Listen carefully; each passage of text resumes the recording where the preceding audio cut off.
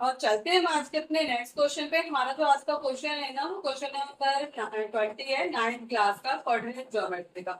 Already हम ना 19 question को डिस्कस कर चुके हैं, तो ये आज की इस वीडियो का हमारा और इस एक्सरसाइज का लास्ट क्वेश्चन होने वाला है। तो दोस्तों जरा ध्यान से देखना है इस क्वेश्चन को। ठीक है, क्वेश्चन में कहा क्या है वो देख लेते हैं पहले तो हम।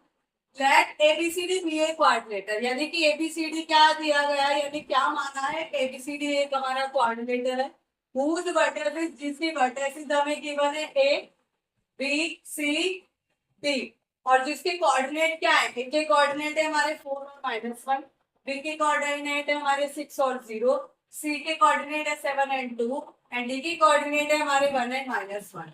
हमें ये प्रूव करना है कि एबीसीडी हमारा क्या है, एक रोम्बस है।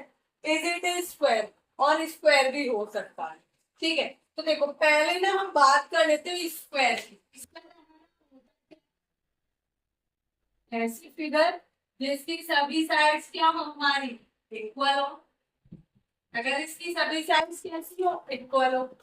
मान लो ए बी सी डी, हम कहें ए बी इक्वल हो बी सी के, और बी सी इक्वल हो किसके, सी डी के, और सी डी इक्वल हो हमारा किसके, ए डी के या फिर डी के।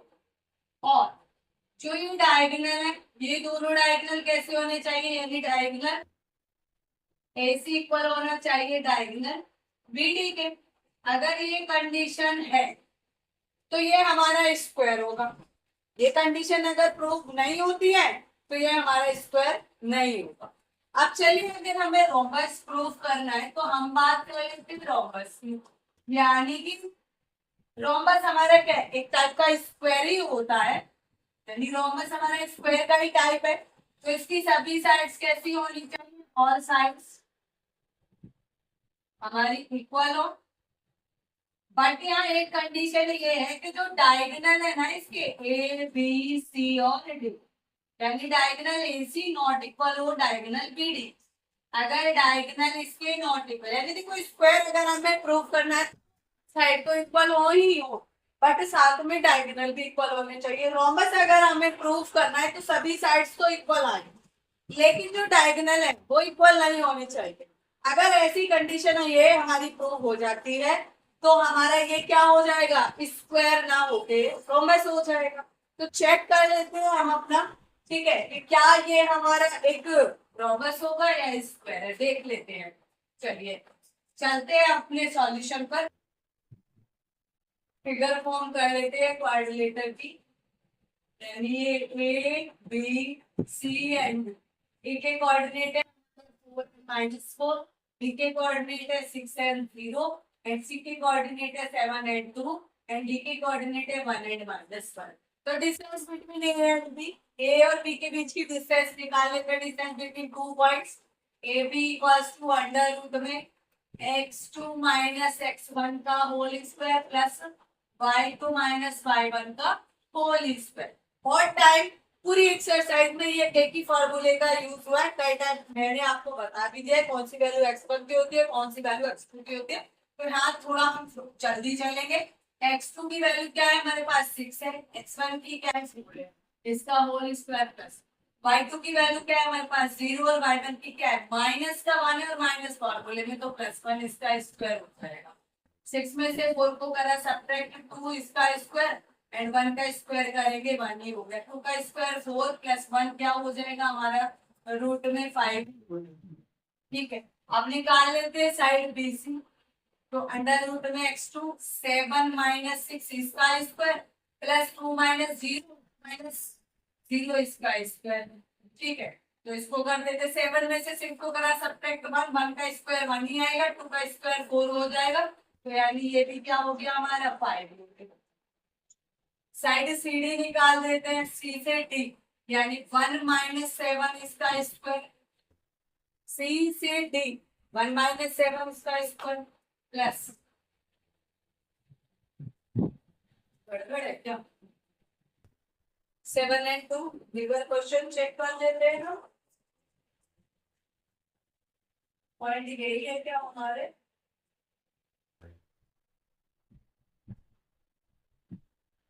फाइव और क्या कुछ पॉइंट में गड़बड़ हुई है। पॉइंट एक बार चेक कर लेते हैं। एक एक पॉइंट है हमारे 4 एंड -1, ठीक है। बी के पॉइंट है हमारे 6 एंड 0, सी के पॉइंट है हमारे 7 एंड 2, एंड डी के पॉइंट है हमारे 5 और माइनस। डी का पॉइंट हमारा ये 5 है, ठीक है, ये 5 है। तो यहाँ डी के पॉइंट है ना 5 है, 5 और -1 है, ठीक है। तो सी डी यानी 5 - 7, यहाँ पे आएगा हमारा 5 - 7, और हमारा क्या होगा 5 - 7 -1 माइनस।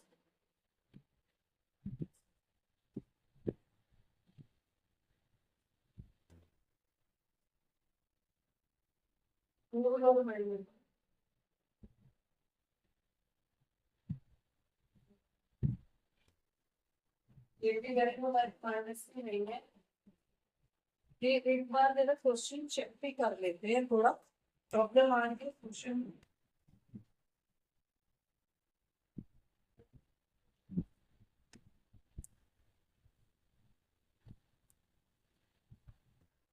एक बार चेक कर लेते हैं अपना क्वेश्चन, क्वेश्चन में शायद कुछ प्रॉब्लम, कुछ लिखने में गड़बड़ पड़ जाएगी। और थोड़ी प्रॉब्लम है, ये 1 है -1 नहीं, ठीक है। ए के पॉइंट है 4 एंड -1, बी के पॉइंट है 6 और 0, सी के पॉइंट है 7 एंड 2, एंड डी के पॉइंट है हमारे 1 एंड 5 एंड 1, ठीक है। ठीक, लिखने में थोड़ी प्रॉब्लम हो गई है, ठीक है, लिखने में थोड़ी मिस्टेक हो गई है। ये माइनस का बन नहीं होगा, फिर प्लस का बनना, ठीक है। तो यहाँ से हमने सी से डी पॉइंट हम गए 7 माइनस यानी 5 - 7 इसका स्क्वायर, एंड ये माइनस का 1 - 2 इसका स्क्वायर, ठीक है। अब ठीक है, यहाँ पे क्या बचेगा, 7 में से 5 को सब्ट्रैक्ट करेंगे हम तो क्या बचेगा, -2 बचेगा, एंड माइनस का यहाँ पे क्या बचेगा 1 इसका स्क्वायर, -2 का स्क्वायर करेंगे 4, -1 का स्क्वायर करेंगे 1, तो ये भी क्या हो गया 5 यूनिट हो गया, ठीक है। अब क्या चेक कर लेते, ए से D, A B, B C और डी से ए पॉइंट निकाल लेते हैं, डी से ए। तो 4 - 5 इसका स्क्वायर प्लस -1 - 1 इसका स्क्वायर, ठीक है। 4 में से 1 को करा सब्ट्रैक्ट तो बचेगा -1, और -1 और -1 तो हो गया -2 इसका स्क्वायर, तो -1 का स्क्वायर करेंगे 1 और -2 का करेंगे 4, तो ये हो गया 5 यूनिट। तो देखो साइड तो ना सभी इक्वल आ रही है, ठीक है, साइड तो इक्वल आ रही है। अब हम डायगोनल और चेक कर लेते हैं, क्या इसके डायगोनल भी इक्वल है, यानी diagonal diagonal AC equals to AC, यानी 7 - 4 इसका होल स्क्वायर प्लस 2 का माइनस और माइनस का 1 इसका होल, 7 में से 4 सब्ट्रैक्ट बचा कितना 3 इसका स्क्वायर, 2 + 1 3 इसका स्क्वायर, 3 का स्क्वायर 9 और 9, तो 9 9 जा 9 + 9 कितना हो गया 18, और इसको हम कैसे लिख सकते हैं 9 × 2 यानी कि 3√2 यूनिट, या तो ऐसे लिख दो या डायरेक्ट 18 पर भी आप छोड़ सकते हैं। एंड डायगोनल बी से डी, अंडर रूट में बी से डी यानी कि 5 - 6 इसका होल स्क्वायर प्लस 1 - 0 इसका होल स्क्वायर। तो यहाँ पे देखो 5 में ऐसे क्या बचेगा, माइनस का 1 बचेगा प्लस का 1 बचेगा, इसका होल स्क्वायर -1 का स्क्वायर 1 और +1 का स्क्वायर 1, तो ये बचा अंडर रूट में 2 यूनिट। अब देखिए साइड तो इक्वल है बट डायगोनल इक्वल नहीं है, तो यहाँ से इसको इरेज कर लेते हैं, यानी A B equal B C equal C D equal D A, और ये कितना है √5 units, but diagonal A C not equal to diagonal B D, so it is A, so ABCD is a rhombus,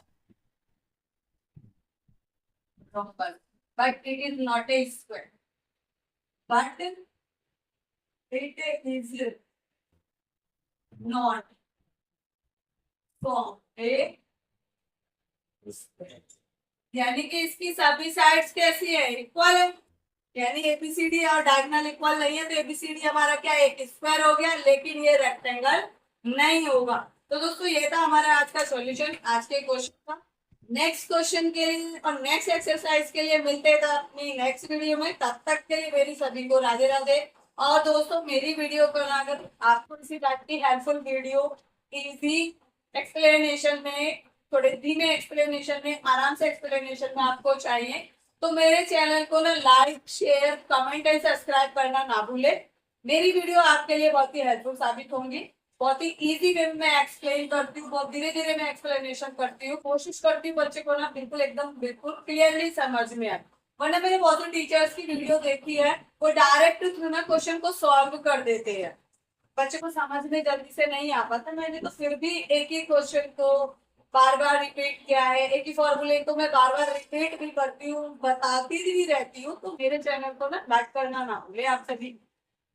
thank you and have a nice day all of you.